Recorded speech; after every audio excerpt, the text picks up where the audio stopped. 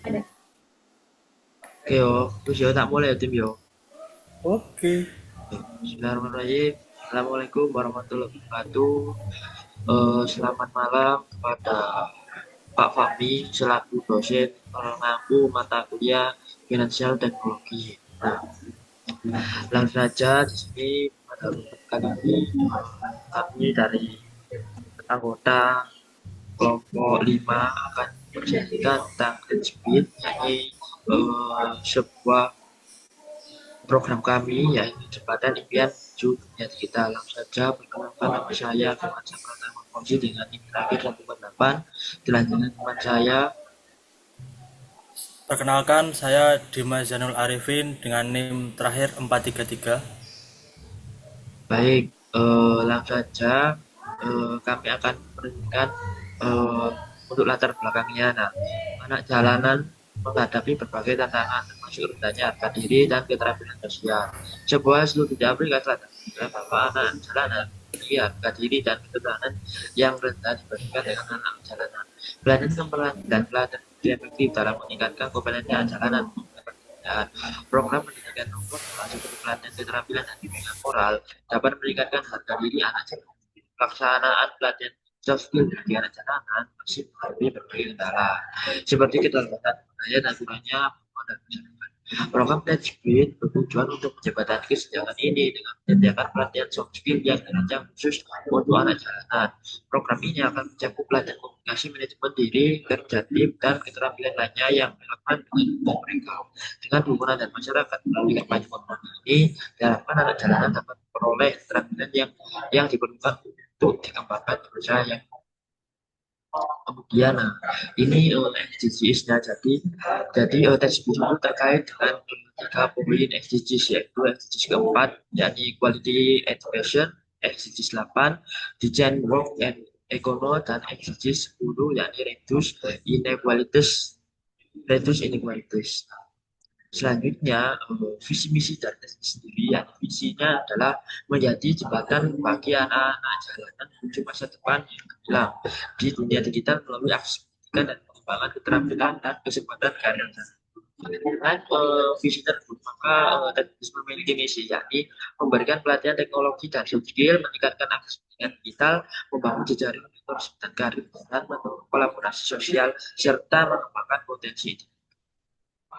Nah, kemudian untuk timeline-nya, nah, tes breed ini yakni 2 bulan ya. Nah, di dua minggu pertama yakni persiapan dan brainstorming. Nah, kegiatan utamanya menyusun konsep pelatihan dan menentukan lokasi serta rancangan komudi. Kemudian 2 minggu berikutnya pencarian dan penjaringan alat jalan. Ini kegiatan utamanya kolaborasi, seleksi peserta yang antusias dan bukan data peserta. Kemudian 1 bulan full itu baru dilaksanakan kelas text based, yakni latihan Microsoft Excel dan Microsoft Word serta desain grafis, dan latihan soft skill serta mini project dan mentoring. Nah, kemudian ini bisnis model kanvasnya. Di key partners ada rumah singgah dan lain-lain.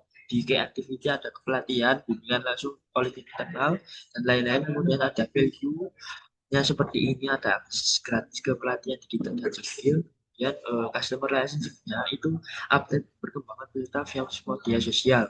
Yang cerita dapat yang diunggah di video. Kemudian transparansi penggunaan dana. Dan customer service-nya yakni anak jalanan usia remaja, komunitas sosial. Nah, terus channelnya itu bisa berbagi media sosial kelompok, kerjasama dengan komunitas sosial, dan lain-lain. Oke, resource seperti ini, serta prosedurnya seperti ini. Dan tentunya ada crowdfunding, online, dan donasi teman dan lain-lain. Nah, kemudian ini tim jabatannya, CEO-nya ada Darussilap, adminnya ada Nurul, financial giver-nya ada Jennifer, relationship-nya ada Kuman, mentor Canva ada Dimas, mentor pun ada Aulia, dan mentor ada. Nah, kemudian kompetitornya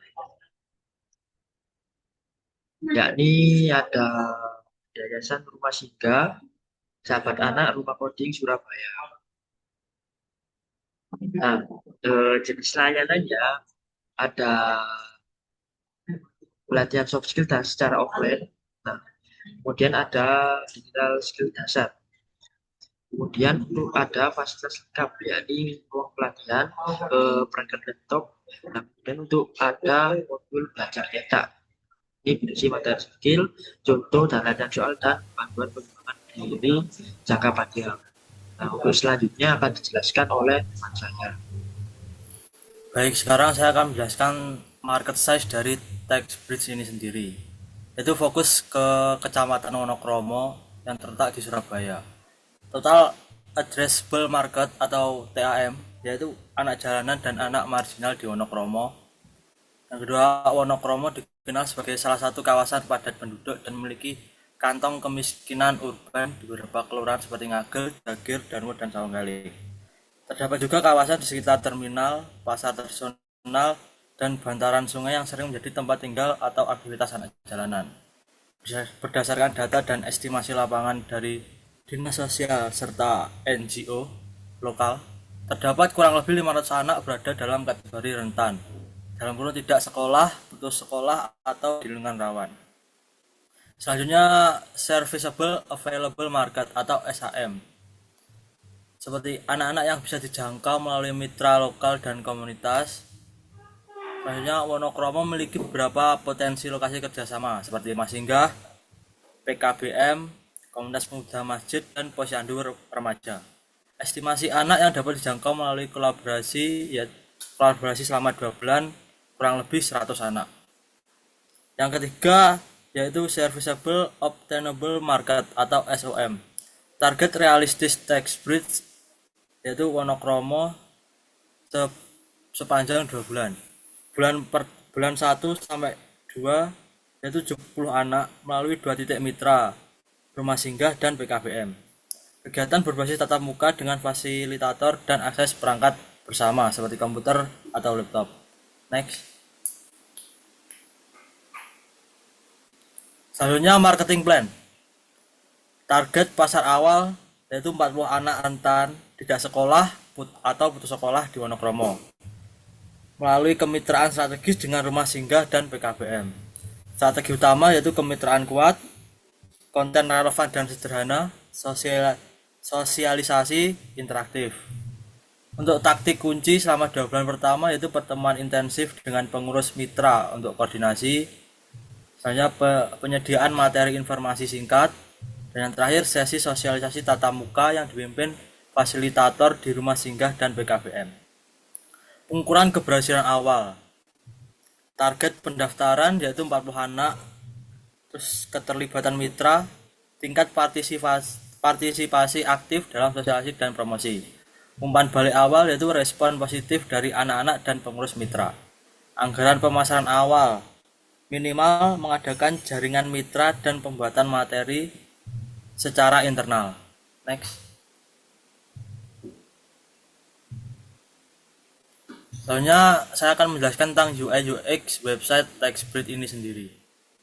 Bisa di next, Mas?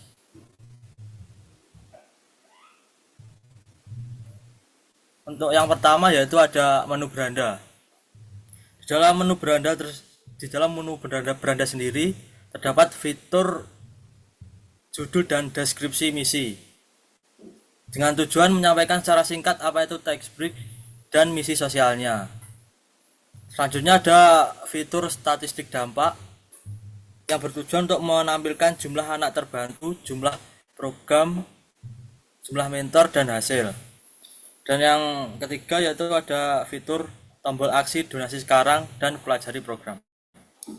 Bertujuan untuk mengarahkan pengunjung ke bagian yang paling penting program dan donasi. Next.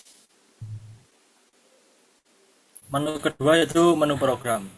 Dapat fitur daftar program pelatihan digital, yaitu untuk memberikan informasi jelas mengenai jenis pelatihan yang diberikan kepada anak jalanan. Dengan tujuan donatur termasuk dari dunia keuangan bisa melihat bahwa keterampilan yang diajarkan punya nilai produktif. Fitur selanjutnya yaitu tombol dukung program ini, memudahkan pengunjung untuk berdonasi langsung ke program yang mereka anggap penting, dengan tujuan memberi rasa kepemilikan dan mengarahkan donasi dengan lebih strategis. Next.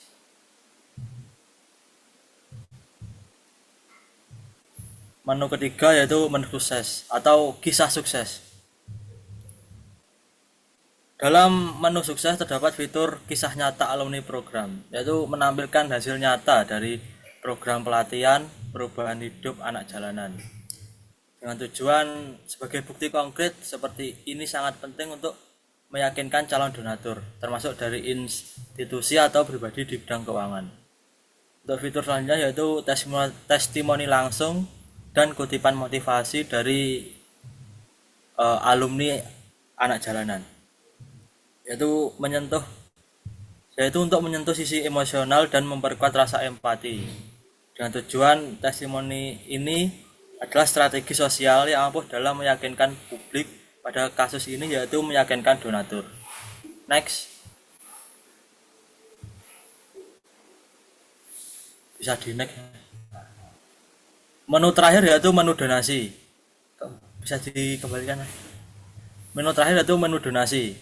Terdapat fitur penjelasan manfaat donasi, seperti yaitu menjelaskan apa saja yang akan diberikan kepada anak jalanan lewat donasi. Ini bertujuan untuk meyakinkan donatur bahwa uang mereka digunakan tepat sasaran. Yang kedua yaitu fitur formulir donasi, yaitu sarana bagi pengunjung untuk memasukkan data dan memilih jumlah serta metode pembayaran yang bertujuan untuk mempermudah dan mempercepat proses donasi. Yang terakhir yaitu fitur progres dana terkumpul, yaitu menampilkan jumlah donasi yang sudah diterima dan target yang ingin dicapai, yaitu sebagai transparansi keuangan, terutama bagi pihak donatur yang ingin memastikan pencapaian sesuai target. Next. Dan terakhir yaitu financial plan. Saya akan menjelaskan financial plan dalam tabel tersebut. Jadi yang pertama ada kategori penggunaan dana. Yang pertama ada pelatihan dan materi. Untuk rincian penggunaannya yaitu sebagai pembelian modul belajar, pembuatan sertifikat, dan konsumsi narasumber. Estimasi biayanya yaitu 1 juta dengan persentase 17%. Yang kedua ada fasilitas dengan rincian penggunaan yaitu sebagai sewa tempat belajar dengan estimasi 2 juta dan persentase 34%. Dan untuk selanjutnya kebutuhan peserta dengan rincian yaitu snack, makan siang, dan alat tulis, estimasi biaya 1 juta dan persentase 17%. Yang keempat promosi dan dokumentasi dengan rincian penggunaan yaitu desain konten, dokumentasi foto atau video, estimasi biaya 300.000 dan persentase 5%. Dan yang terakhir yaitu operasional dan transportasi. Rincian penggunaan yaitu transportasi panitia atau narasumber dan biaya tak terduga lainnya. Estimasi biaya 1.500.000 dan persentase 26%. Dengan total keseluruhan estimasi biaya yaitu 5.800.000. Next. Saya kembalikan kepada Mas Firman. Baik, yang